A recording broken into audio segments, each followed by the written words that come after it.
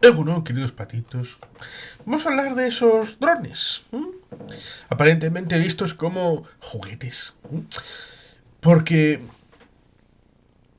Europa parece estar descolgada, en principio, de toda esta industria que estamos viendo ha tenido desarrollo en las últimas guerras que se han producido en el entorno próximo del ámbito europeo y occidental. Tenemos el caso de Siria, tenemos el caso de Libia, tenemos el caso de Ucrania, en donde estos elementos han sido importantes.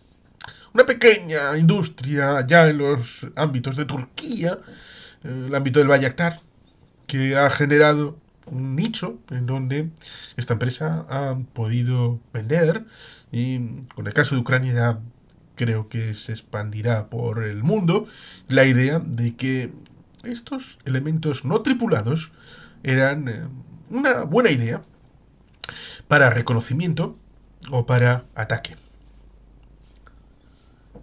En el pasado, históricamente, podemos recordar toda la tecnología asociada, porque puede tener que ver o no, eso seguramente me lo dirá algún comentarista con furia porcina, que en el ámbito de la cohetería, de los misiles y todo esto del pasado, en donde Von Braun fue uno de los participantes de aquellos pioneros en los años 20, 10, también antes, finales de los ámbitos del siglo XIX, cuando tenemos ese recogedor de historias como era Julio Verne, había intentos de todo esto que Julio Verne incorpora después de la Guerra Civil estadounidense para su lanzamiento en dirección a la Luna.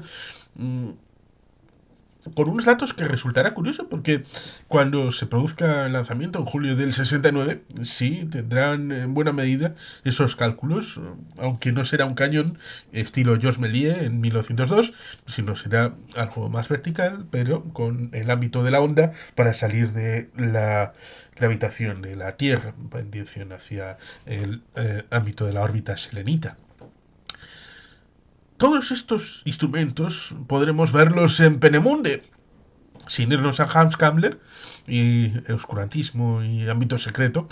La ciencia y tecnología del Tercer Reich oficial estaba incorporada en Penemunde y la búsqueda de la V1, la V2, que en algún momento se especuló con la idea de que pudiera ser tripulada, pero más allá de la búsqueda y encontrar a japoneses suicidas, en general, en el ámbito europeo, nos encontramos con un deseo de supervivencia.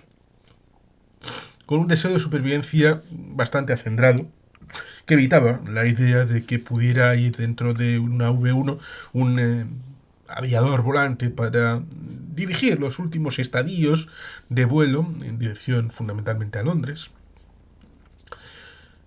Aunque dicen que la V1 o la V2, fundamentalmente la V2 fue lanzada sobre todo sobre Amberes, pero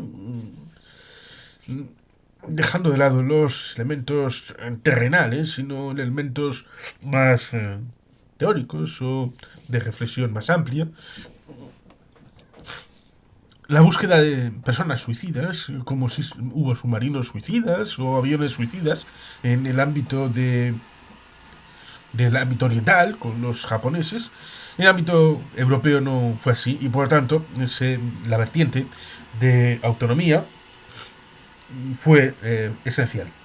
Que es elemento importante porque los drones no dejan de ser una evolución de estas V1, V2, lo mismo que también se dice que la misilística tiene, y la cohetería pues tiene su base sobre todo en la V2, que es el primer elemento que hizo ámbito de salida fuera de la atmósfera para tener una reentrada.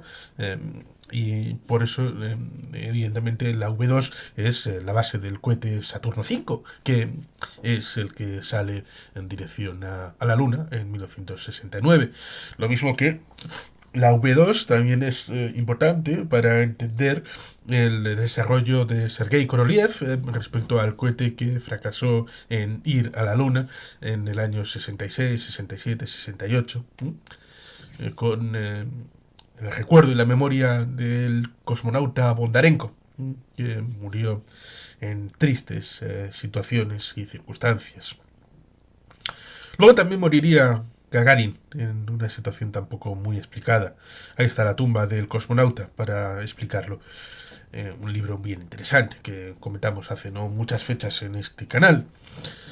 Los drones, por lo tanto, son vistos como algo esencial en la evolución, más allá de las UAV que uno puede ver, por ejemplo, en la serie Stargate, a través de el envío de estos vuelos no tripulados para reconocimiento a través del Chapahai.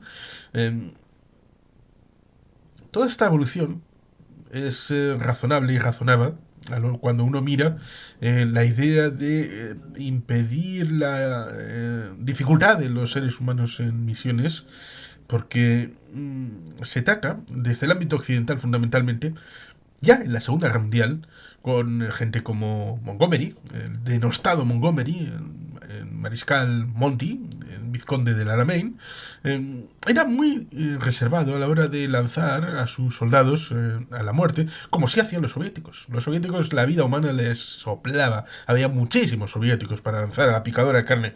Y total, era gente de mal vivir. Lo mismo están haciendo ahora con Ucrania. Gente de etnia no eslava, no blanca. Les están mandando la picadora de carne, haciendo una limpieza étnica brutal y que habría hecho las delicias de Heinrich Himmler. Pero bueno, en este momento, en el ámbito occidental, la gente a las cosas nuevas las suele ver como algo, bueno, qué chiste más rico, qué bonito, qué simpático. Y esto pasó primero con los ordenadores y tampoco hace tanto que pasa sobre esto. Cuando alguien, sobre todo con los ordenadores de mesa, en los domicilios, está pasando en buena medida parte de su tiempo a través de ellos, se tiende a pensar que son como los antiguos Atari y todas las evoluciones posteriores de aquellos sistemas de videojuegos. Y ahí tenemos la película Juegos de Guerra, en donde el protagonista trata de contactar con Sunnyvale, California, para una serie de juegos. Y vemos que hay, antes de eso, un ordenador en el ámbito escolar. ¿Para el tratamiento de las notas? Sí, pero luego evidentemente se va ampliando el campo de necesidades y de utilización de esos elementos informáticos. Hemos de recordar, antes de ARPANET, porque es importante, que en el ámbito de la informática, que tiene todo que ver con la carcasa, porque en el ámbito de la situación, sin irnos a la guerra multidominio de Will Pulido, evidentemente todo el elemento tecnológico de la miniaturización de las chapas de la tableta, que se dice, de los microchips y todo esto, pues evidentemente tiene todo que ver con la industria informática y con todo esto. En la Unión Soviética pudieron haber tenido en los años 70 también industria informática propia, pero derivaba en ámbito de terminales propias y por lo tanto la individualización. Y eso al Soviet Supremo, al Politburo, no le sentó bien, no lo entendieron, sino como una incorporación de algo disgregante que podía dar poder al ser humano en detrimento del control colectivo. Y por eso, en los años 80, cuando llegamos a Software, ¿no?, este libro del año 1983 de un francés que está comentado en el canal, pues dependen de la incorporación, ya sea por legal o ilegal, de tecnología occidental a través de los franceses, por ejemplo, y también del latrocinio del servicio secreto soviético. Y esto tiene importancia porque ya en los años 60, en esos momentos en los que se hicieron ciertas normativas de que las carreteras interestatales debían tener de una de cada 4 millas rectas, por si acaso había que aterrizar en el ámbito de emergencia, en una posible guerra dentro del marco de la Guerra Fría, si se hubiera calentado y hubiera habido una interacción, como vemos, posible en esa película de Juegos de Guerra, al final, cuando se da la posibilidad de que la Guerra Fría se convierta en caliente, donde ciertamente eso tuvo su contraparte, la vida real, con el movimiento de Able Archer de la OTAN, que pudo haber desencadenado una guerra por la percepción de la Unión Soviética respecto a aquello. Eh, Evidentemente, hubo la idea de que todos esos ordenadores que se empezaban a construir, recordemos, hace unos días hablábamos de la tarjeta perforada en los campos de concentración para la distinción de los inquilinos. Konrad Zuse hizo una serie de pinitos con el ámbito informático ya en la Alemania del Tercer Reich. El padre del señor Steven Spielberg participó creo que en el proyecto ENIAC, que fue el primer gran ordenador estadounidense, que ocupaba un enorme espacio, en una enorme habitación, en aquellos ordenadores que tenían todo que ver con la que descifró Enigma en Bletchley Park, y que fueron derivando en algo cada vez más pequeño, hasta que en los años 80 se hizo el Personal Computer, el PC, a través de Steve Jobs, Steve Wozniak, y también estos a través de Apple, y también lo que luego sería Microsoft, como el señor Ventanas.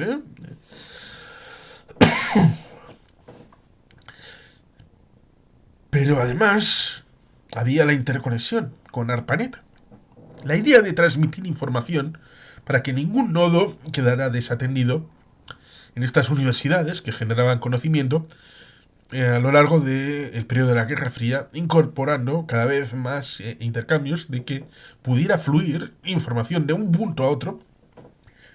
Y esta importante forma de conexión fue aprovechada por los militares para crear esta red, que luego será comercializada a través de la WW, la World Wide Web, que es una vez más el uso dual de la tecnología militar y civil, como ha pasado muchas veces.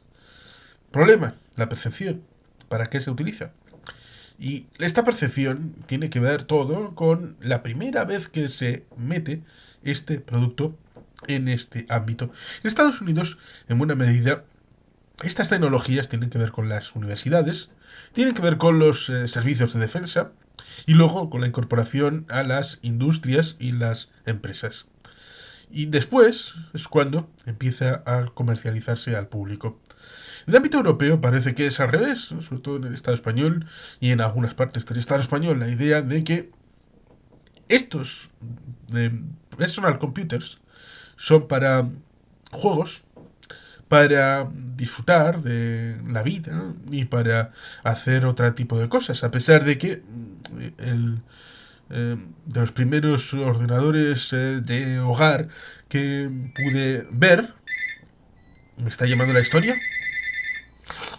los primeros ordenadores que pude ver fueron para un químico de química inorgánica, profesor en la UEV, que hacía trabajos en casa referidos a su propia disciplina, con programas que se les veía, como he podido ver en algunas películas, esos que hacen las celdillas y todo esto, lo recuerdo perfectamente, pero hay personas que piensan que los ordenadores son para jugar, para estar con el Call of Duty o con el GTA, charlando con los amigos, y está todo el día ahí con el elemento del fumeteo que uno quiera, mientras uno está ahí con los cascos y el mando, eh, o comiendo pizza, a poder ser no de piña, que eso es satánico. Y con ese prejuicio se ha tenido a ver que estos elementos no... como si fuera aeromodelismo, como si fuera la evolución del aeromodelismo, y el aeromodelismo siempre ha tenido una componente bastante separada de lo práctico. Estos son ocio, no negocio. Es gente que va a pasar el tiempo como otros cortan margaritas, o cuentan monedas, o coleccionan sellos, o miran desde la lontananza el horizonte durante horas y horas, y a veces se ponen a pintarlo, o lo pintan con la memoria, y luego llegan a casa y lo ponen a pintar en una acuarela. Cosas que uno puede hacer porque está aburrido. Y esto, evidentemente, es algo que detrae la capacidad y el potencial, porque la ósmosis respecto a esa dualidad de ámbito civil y ámbito militar resta capacidad de pensar de que estos elementos pueden llegar a tener influencia en el campo de batalla. Sobre todo cuando, y esto es el elemento también importante, hay una disminución de la capacidad de pensar de que fuera del jardín hay capacidad para destruir ese jardín y que hay serpientes a través de quinta columnistas que son capaces de disminuir la capacidad de defensas, como le pasó a Francia en el año 1939-1940, después de haber vivido una guerra incivil durante la Guerra Civil Española, por ósmosis, trasladado el debate a Francia. Y eso significó la incapacidad de llegar a una defensa sólida porque no estaban mentalmente preparados cuando acabaron siendo derrotados en muy poco tiempo, en mayo, junio de 1940. Esa situación debería de hacer pensar a la gente que tiene que estar mentalmente preparada para comprender que la guerra es un fenómeno histórico, no tanto porque haya armas, sino por el hecho de que hay gente que quiere imponer su voluntad y su visión a otros, quizás demasiado etéreo. Quiere que el otro le dé su dinero, que el otro le dé sus tierras, que el otro le dé su conocimiento, que el otro reconozca que esas tierras son del otro. Y por eso, ciertamente, eso puede hacerse por diplomacia, puede hablarse, puede negociarse, pero cuando uno no está dispuesto a llegar a un acuerdo porque no está dispuesto a transigir eh, esa formulación de intercambio, sino que lo quiere reconocido ya, inmediatamente, pues evidentemente se fuerza a que el otro acepte unilateralmente. Y eso acaba por la fuerza, con la guerra. Y esto evidentemente es una dinámica histórica de la humanidad, a lo individual y a lo colectivo. Y sucederá siempre. Siempre que las bases infraestructurales de la resolución de conflictos lleve a una parte a tratar de imponerla a la otra, porque cuando se dice que una pelea no se hace si uno no quiere, olvidan los linchamientos y otras formulaciones donde uno intenta aplastar al otro.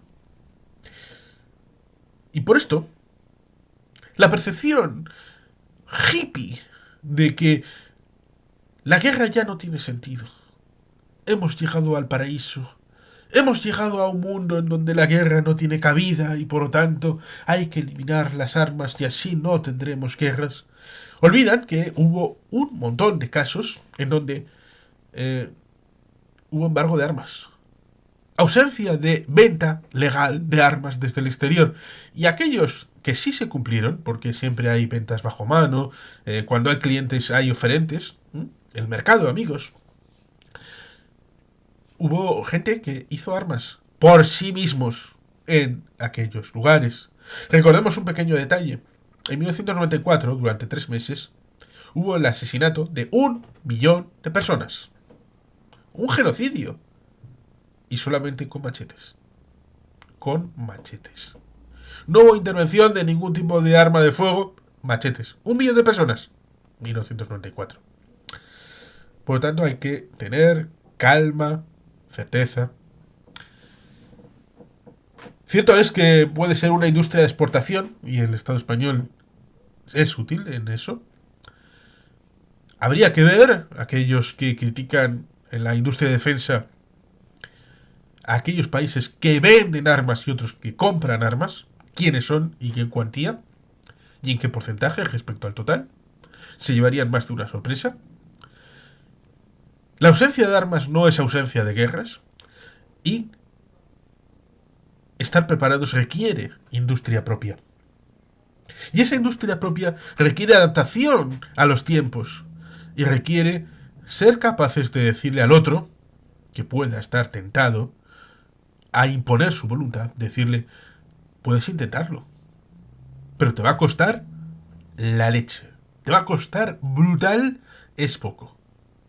Y por tanto, si quieres recibir jarabe de mis arsenales, ven para aquí e inténtalo. Pero yo no te lo recomiendo. Lo mismo que evidentemente tenemos carencia de tanques en Europa. ¿Cuántos tanques tiene Francia? ¿Cuántos tiene el Reino Unido? De los aliados europeos de la OTAN, en 2 años de guerra, en Ucrania, ha perdido tantos tanques como los que tienen todos los europeos juntos. Así de mal estamos en suministro bélico. Y dentro de ese suministro bélico ahora han llegado los drones. Quizá no para sustituir del todo, pero sí para complementar.